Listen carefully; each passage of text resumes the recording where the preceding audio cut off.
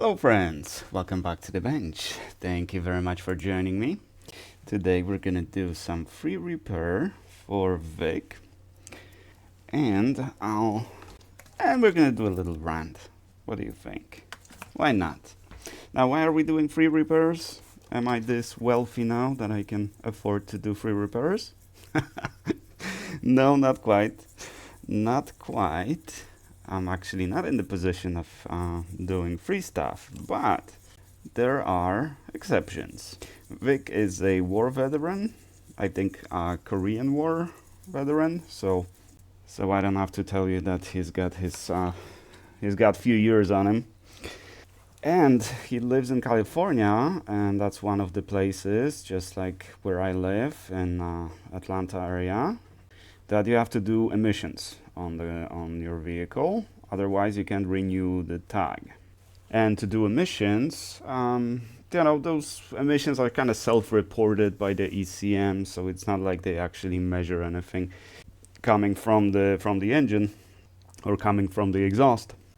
The ECM reports, and we take that as what it is. But the ECM, in all fairness, it measures the before and after catalytic converter, and that's the main thing that we want to check, right? Whether the catalytic converter is actually working.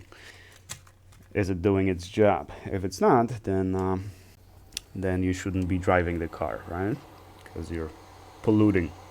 But for at least on this particular car, it takes a little while to actually detect issues with catalytic converter.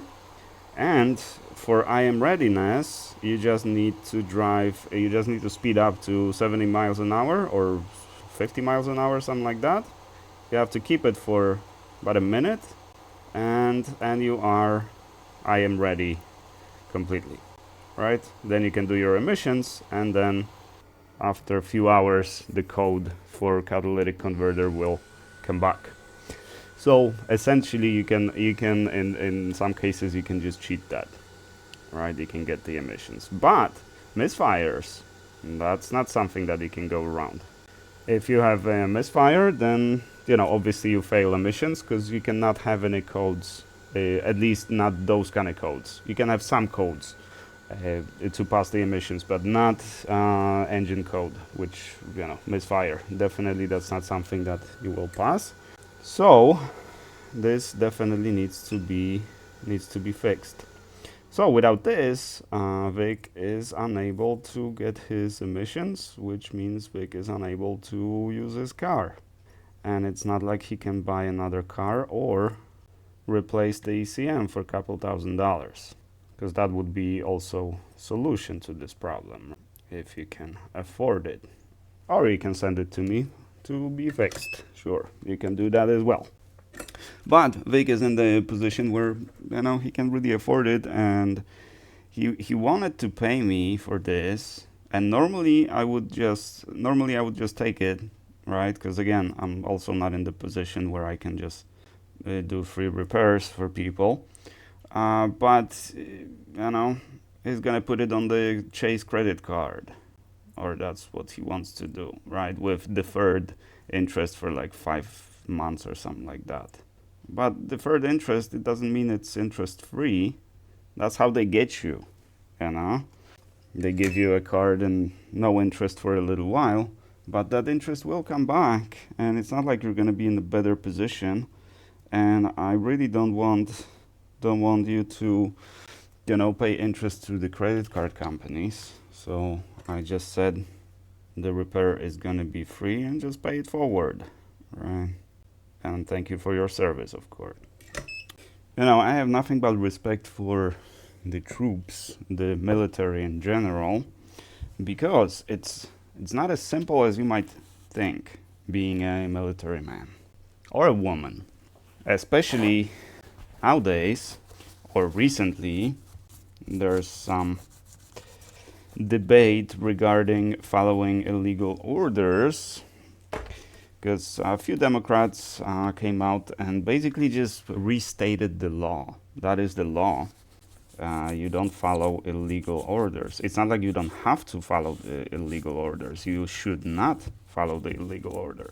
So essentially, there is plenty of responsibility put on you to know whether the order is legal or not, right? You have to know that, because if you do follow a legal order, then you're going to answer for it, right? We can travel back in time to after the Second World War ended. There were Nuremberg trials, because a lot of Nazis, Hitler took the easy way out, and few Nazis escaped to, Argentina or what have you. But the majority, especially that mid-level management, were apprehended, and they went through the trial, and a lot of them were executed. And all of them, as a excuse, they stated that they were following orders, right? But turns out it's not an excuse, because you should know when the order is illegal, which means it's invalid.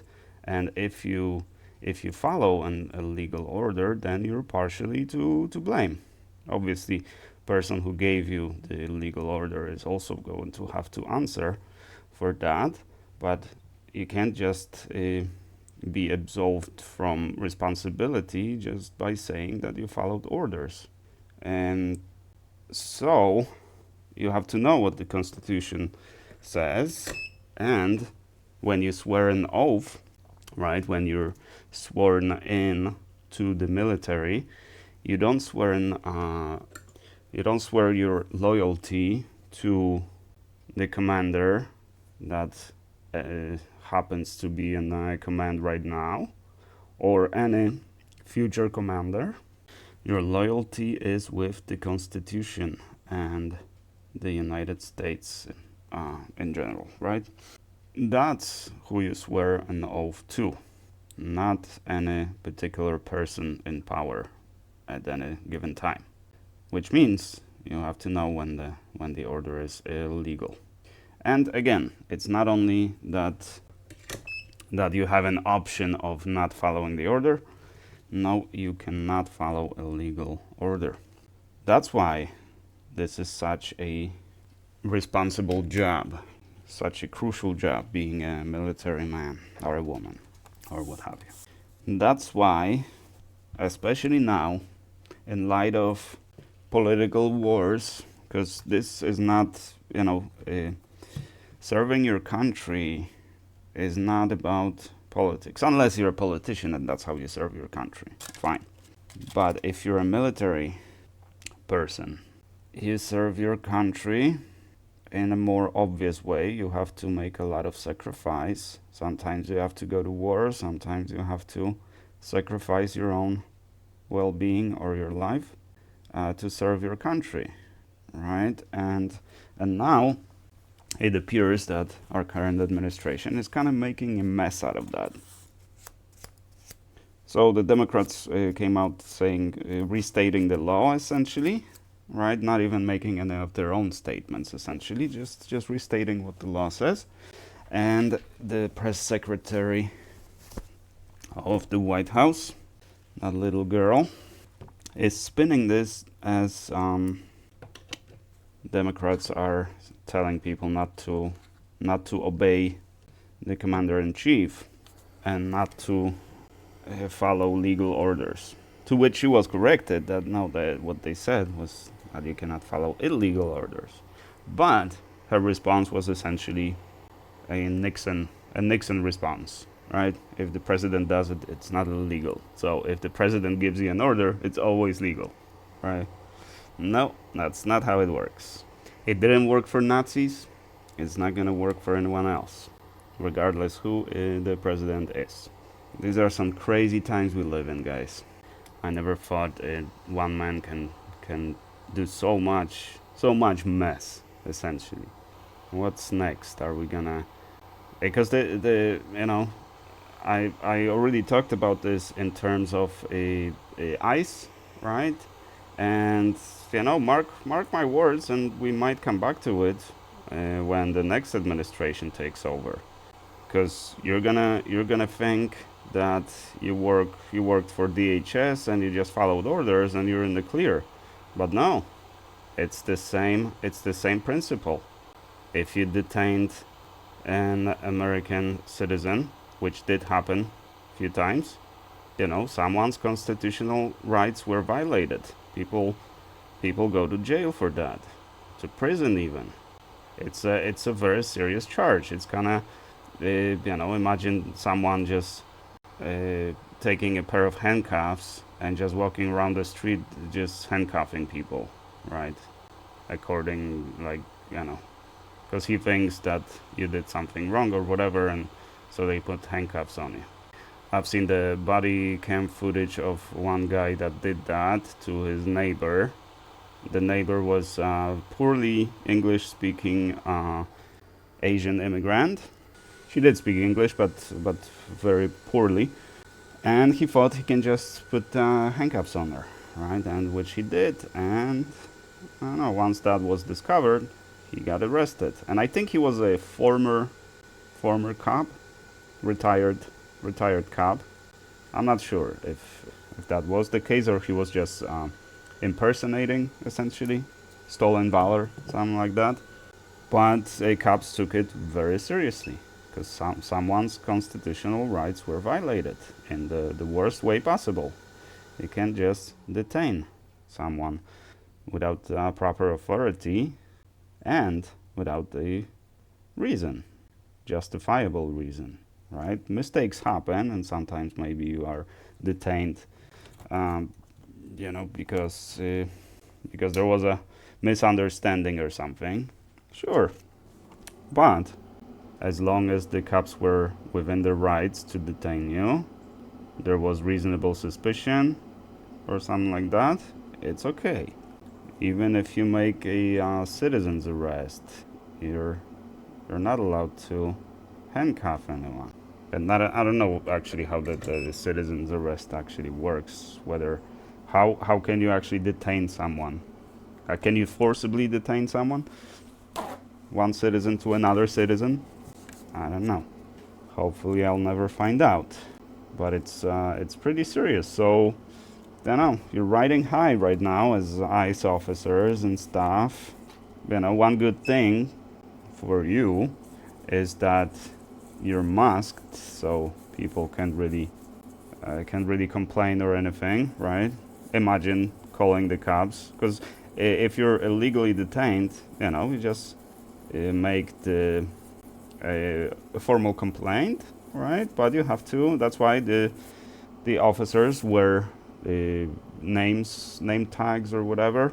And if you ask them, they will tell you their badge number at least. They might not tell you their name. I don't know if they are required to or not, but they are obligated to give you their badge number. And then you just write a formal complaint, not the officer, badge number 123, detained me for no reason or was rough with me or stuff like that, right?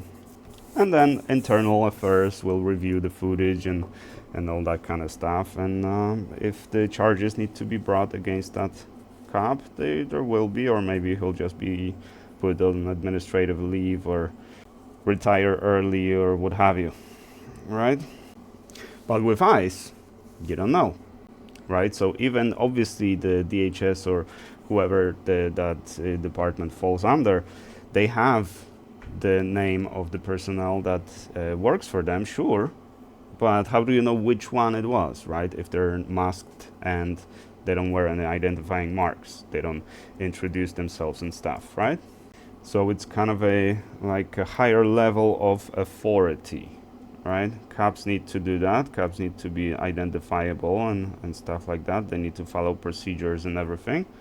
But this particular branch does not, right? What does that remind you of from the Second World War? It's a very vivid memory of people that would do that. And in Poland, in the 80s, 70s, 80s, actually throughout the 80s mainly. And, these were the tough times in Poland. There was ZOMO, and they were kind of like a ICE, right? They just were in power, right? But anyways, my point is that remember that this can bite you in the ass. Mark my words, because what you're doing as an ICE officer is not legal, and it doesn't matter if you got an order from whoever to do that. If you detained or harassed United States citizen, you will likely suffer consequences. If you were too rough with the immigrants, you will likely suffer consequences. And you know, the power of modern investigations is pretty significant. So you might think you're hiding behind that mask and you're never gonna suffer consequences. You might be right, okay? You might get away with it, sure. But there's also a possibility you will not get away with it, and you're gonna feel a bit betrayed, sure. Because maybe you're a good Samaritan, and you're just trying to do your job, right? For merely $50,000 sign-up bonus. What does that tell you? If you get a sign-up bonus of $50,000, what does that tell you? So you're not going to be able to convince the court that you didn't know, that you thought this was all above the board, all legit. No. Unfortunately, no one's going to buy that. That's why you get $50,000 bonus, and your student debt is eliminated or whatever. That's why, because you have to do something that you're not supposed to be doing. So you get bribed, essentially. I wish you all the best, but next administration might come after you. And it's not like you can interpret that as a left-wing party being vindictive, because no, it's only fair. We all agreed that we all follow laws, and whoever doesn't, we gotta bring them to justice, right? So no. Well, anyways, that's the free repair for Vic. Vic, thank you very much for your service, and just send me the address, because you didn't include your return address. So send me the address. I'll have it shipped UPS 3-day select, and it should be with you by Thursday next week, the latest. And all the misfires will go away. Thank you guys very much for watching. I do appreciate you. And I shall see you guys in the next one.